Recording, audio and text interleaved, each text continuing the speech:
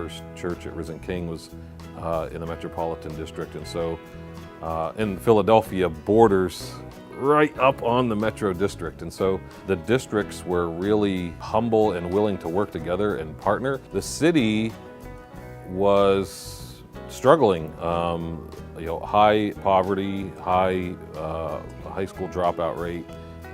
There was a murder a day. I think a lot of churches across the city were struggling, and it was hard to even connect with pastors. There were no English-speaking Alliance churches in the entire city, which we thought was incredible because it was the 5th largest city in the country at the time. Philadelphia is experiencing so much transition right now. The neighborhoods are adapting and shifting. Neighborhoods that used to be primarily older families are changing. Younger families are moving in. Some neighborhoods are being gentrified. Our neighborhood is being diversified. Our church reflects that by having 14 different nations represented every Sunday morning. 10 years later, there are 5 congregations in the city, over 1,000 people attending those 5 congregations, from Northeast Philly to Northwest Philly to South Philly.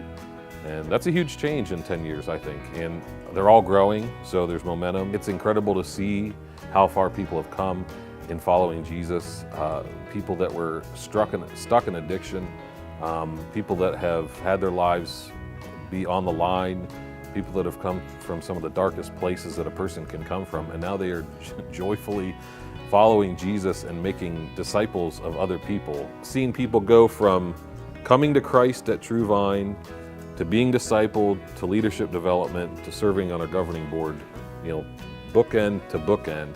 I love stories like that. And I look back on the last 10 years and where we were when we started and where we are now. It's amazing. It's incredible to see 5 churches planted in 10 years in one of the largest cities in America. It's huge. It's incredible. And I just think about the impact that's going to have moving forward, the other churches that are going to be planted, the lives that are going to be changed. Our goal from the beginning was never to just plant one church. It was to see an entire city transformed and to see what the kingdom of heaven would look like if it came to an entire city. We want to see what a city that's being sanctified looks like. We want to see a city transformed. We want to see Philadelphia get blessed and deserve it. That's where we are now, but that's not where we began.